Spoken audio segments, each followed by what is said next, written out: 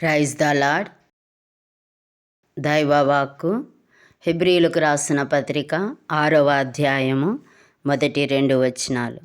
కాబట్టి నిర్జీవ క్రియలను విడిచి మారు మనసు పొందుటయు, దేవుని యందలి విశ్వాసమును, బాప్తిస్మములను గూర్చిన బోధయు, హస్త నిక్షేపణమును, మృతుల పునరుత్థానమును, నిత్యమైన తీర్పును అను పునాది మరలా వేయక, క్రీస్తును గూర్చిన మూలోపదేశము మాని సంపూర్ణుల మగుటకు సాగిపోదము. మనము క్రైస్తవ పునాదిని గురించి ధ్యానము చేసుకుంటున్నాం. లాస్ట్ వీక్లో విశ్వాసమును గూర్చి, మారు మనసును గూర్చి, బాప్తిస్మములను గురించి ధ్యానము చేసుకున్నాం. ఇప్పుడు హస్త నిక్షేపణము గురించి మనము ధ్యానము చేసుకుందాం. లాస్ట్ వీక్లో బాప్తిస్మమును పొందిన వారి మీద అపోస్తులు చేతులు ఉంచిరి. పేతురు సమరయుల మీద చేతులుంచగా వారు పరిశుద్ధాత్మ నొందిరి. అననీయ సౌలు మీద చేతులుంచి ప్రార్థించినప్పుడు సౌలు పరిశుద్ధాత్మను పొందెను. ఇందువలన అపోస్తులు మాత్రమే కాక ఇతరులు కూడా ఆత్మీయ వరములను ఇచ్చుటకు శక్తిగల వారే ఉండునట్లు కనబడుతుంది. దైవ సేవకులు తమ ఎదుటి వారి మీద చేతులు ఉంచి ప్రార్థించడము హస్త నిక్షేపణం. బాప్తిస్మము నొందిన పిమ్మట హస్త నిక్షేపణము చేసిన సంగతి ప్రస్తుతము సంఘములలో అనేకులు అవలంబించుచున్న నిర్ధారణ లేదా కన్ఫర్మేషన్ అను ఆచారాన్ని ఉత్పత్తి అయిందని కొందరి అభిప్రాయం. సిఎస్ఐ సంఘాలలో బాప్తిస్మం పొందిన తరువాత బిషపు సంఘానికి వచ్చి ఈ నిర్ధారణ కన్ఫర్మేషన్ హస్త నిక్షేపణము చేస్తాడు. తిమోతికి రాసిన మొదటి పత్రిక 4వ అధ్యాయము 14వ వచనం. పెద్దలు హస్త నిక్షేపణము చేయగా ప్రవచన మూలమున నీకు అనుగ్రహింపబడి నీలో ఉన్న వరమును ఆలస్యము చేయకుము. ఇక్కడ పౌలుతో పాటు కొందరు ఏర్పరచబడిన సంఘ పెద్దలు తిమోతి తలపై చేతులుంచి ప్రార్థన చేయగా ప్రవచన మూలముగా కొన్ని వరములు తిమోతికి అనుగ్రహించబడ్డాయి. ఆ వరములను నిర్లక్ష్యము చేయవద్దు అని పౌలు తిమోతిని హెచ్చరిస్తున్నాడు. అపోస్తులుడైన పౌలు కొరింథీ సంఘముతో ఆత్మ సంబంధమైన వరములను గూర్చి మీకు తెలియకొండుట నాకిష్టం లేదు అని కృపను బట్టి దేవుడిచ్చే వరాలను గూర్చి వ్రాసినాడు.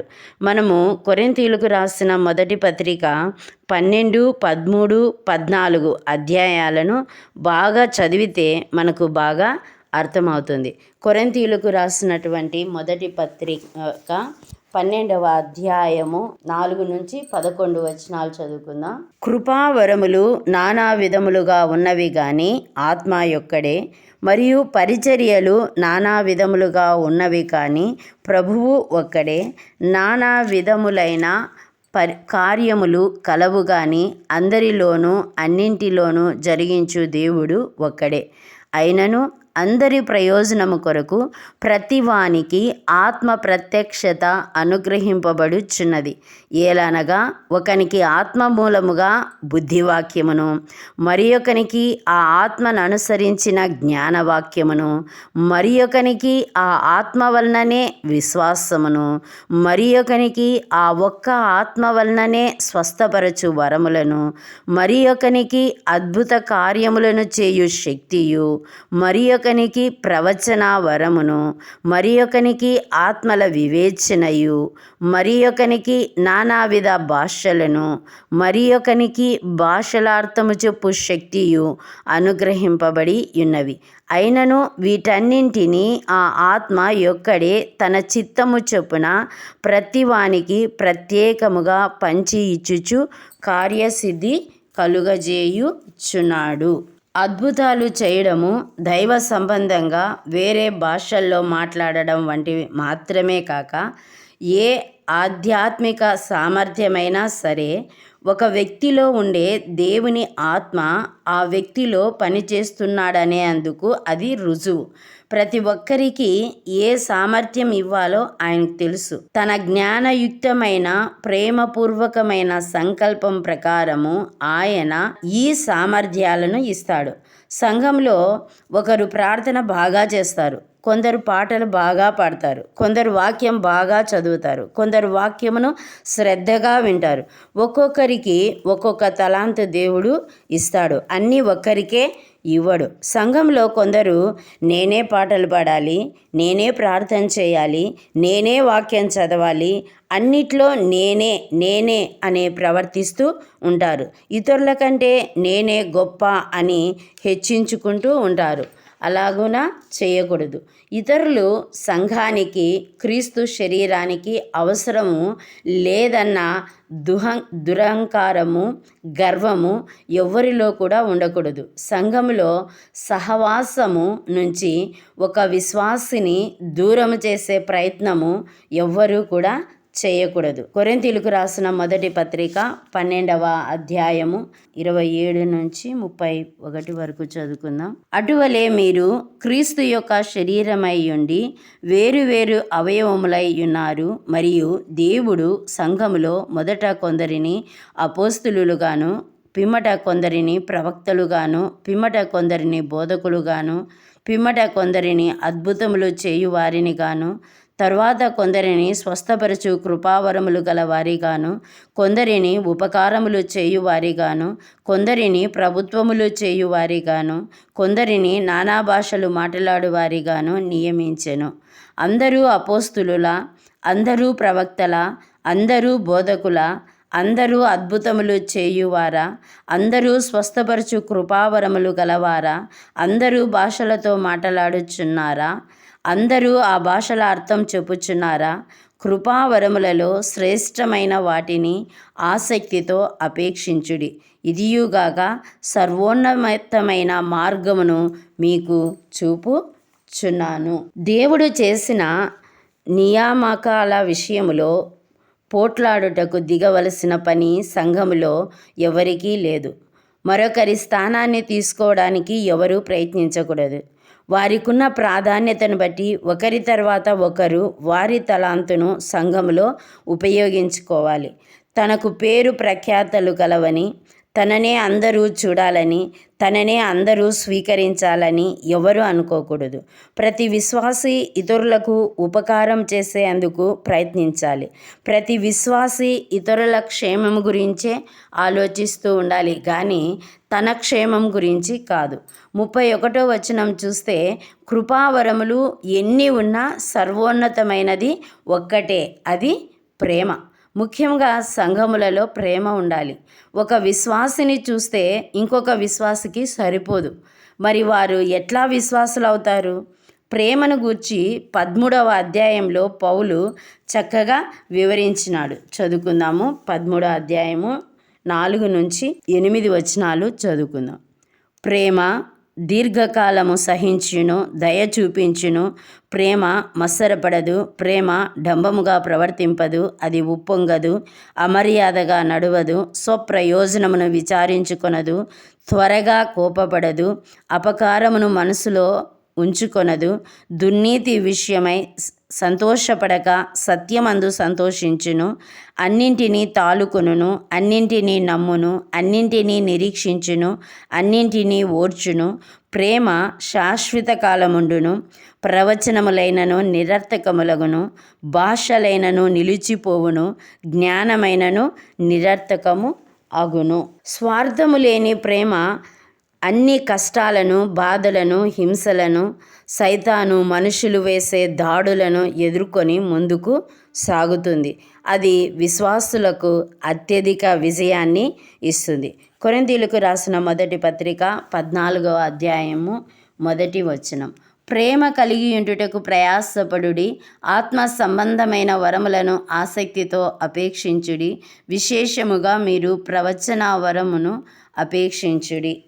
కృపావరములు ఎన్ని ఉన్నా ప్రేమ అనే వరమును క్రైస్తవులమైన మనము కలిగి ఉండాలి. 12వ వచనం చదువుకుందాము.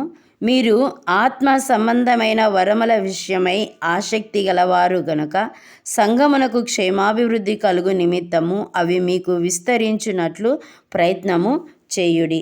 ఆత్మ సంబంధమైన వరములు మనలో ఎన్ని ఉన్నా అవి సంఘం యొక్క క్షేమాభివృద్ధి కలుగుట కొరకు ఉపయోగించాలి. 33వ వచనంలో చూస్తే దేవుడు సమాధానమునకే కర్త కానీ అల్లరికి కర్త కాడు. నేను గొప్ప, నేనే గొప్ప, నేనే గొప్ప, నా దగ్గర దేవుడు ఇచ్చిన తలాంతు ఉంది అనే వాదనలకు దిగితే సంఘములో అల్లరి ఉంటుంది. మన దేవుడు సమాధానకర్త కనుక సంఘములోని విశ్వాసులందరూ సమాధానము కలిగి, ప్రేమ కలిగి, సంఘ క్షేమాభివృద్ధి కొరకు మనకు ఉన్న కృపావరములను ఉపయోగించుకోవాలి. తిమోతికి రాసిన మొదటి పత్రిక 5వ అధ్యాయము 22వ వచనం. త్వరపడి ఎవని మీదనైనను హస్త నిక్షేపణము చేయకుము, పరుల పాపములో పాలివాడవై ఉండకుము, నీవు పవిత్రుడివిగా ఉండునట్లు చూచుకొనుము. తిమోతి, నీవు వరములను పొందుకున్నావు, నీవు త్వరపడి ఎవరి మీద హస్త నిక్షేపణము చేయవద్దు, నీకు ఉన్న పవిత్రతను కాపాడుకొనుము, నీవు బిలాములాగా ఉండవద్దు అని పౌలు తిమోతిని హెచ్చరిస్తూ ఉన్నాడు. సంఖ్యాకాండము 22వ అధ్యాయము 6వ వచనం. ఏలయనగా నీవు దీవించువాడు దీవింపబడుననియు, శపించువాడు శపింపబడుననియు నేనెరుగుదును. ఇక్కడ మోయాబు రాజు బాలాకు తన దగ్గర ఉన్న అధికారులను బిలామునొద్దకు పంపించి ఈ మాటలు చెప్తున్నాడు.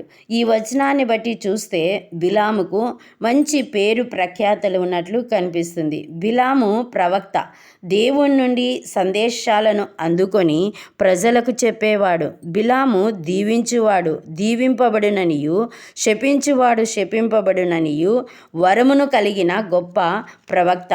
8వ వచనంలో అతడు వారితో, ఈ రాత్రి ఇక్కడే ఉండుడి, యెహోవా నాకు సెలవిచ్చిన మాటలను నేను తిరిగి వచ్చి మీతో చెప్పేదనను. అంటే బిలాముకు దేవునితో ఎంత సన్నిహిత సంబంధం ఉంటుందో మనకు అర్థమవుతుంది. దేవుడు తనతో మాట్లాడతాడు, నేను తిరిగి వచ్చి మీతో చెప్తాను అని బిలాము ఖచ్చితంగా చెప్తున్నాడు. ఇటువంటి గొప్ప వరములు కలిగిన ప్రవక్త బాలాకు తనకు ఇస్తానన్న బహుమానము కోసం ఆశపడి ఇశ్రాయేలుల వారిని చెడగొట్టడానికి అతనికి ఒక ఉపాయము చెప్పినాడు. సంఖ్యాకాండము 25వ అధ్యాయము మొదటి 3 వచనాలు చదువుకుందాం. ఇశ్రాయేలీలు షిత్తీములో దిగియుండగా ప్రజలు మోయోబురాండ్రతో వ్యభిచారము చేయసాగిరి. ఆ స్త్రీలు తమ దేవతల బలులకు ప్రజలను పిలువగా వీరు భోజనము చేసి వారి దేవతలకు నమస్కరించిరి. అట్లు ఇశ్రాయేలీలు బయల్ఫోయేరుతో కలుసుకునినందున వారి మీద యెహోవా కోపము రగులు కొనెను. అదేమంటే మోయాబు, మిద్యాను ఆడవాళ్లను ఇశ్రాయేలుల వారి దగ్గరకు పంపి వారిని వ్యభిచారులుగా చేసినాడు. ఒక ప్రవక్త అయి ఉండి దేవునితో మాట్లాడే అనుభవం ఉన్న గొప్ప దైవజనుడు ఎంత ఘోరమైన పాపం చేయడానికి వారికి బోధించాడో చూడండి. ఈనాడు ఇలాంటి దైవ సేవకులు లేరు అంటారా? దేవుని వాక్యమును తమకు అనుగుణంగా మలుచుకొని ప్రజలకు బోధించే సేవకులు ఎంతోమంది ఉన్నారు. బిలాము దుర్మార్గుడు. అతడు నీతి న్యాయాలను, సత్యాన్ని, దేవుని కంటే ధనాన్ని ఎక్కువగా కోరాడు.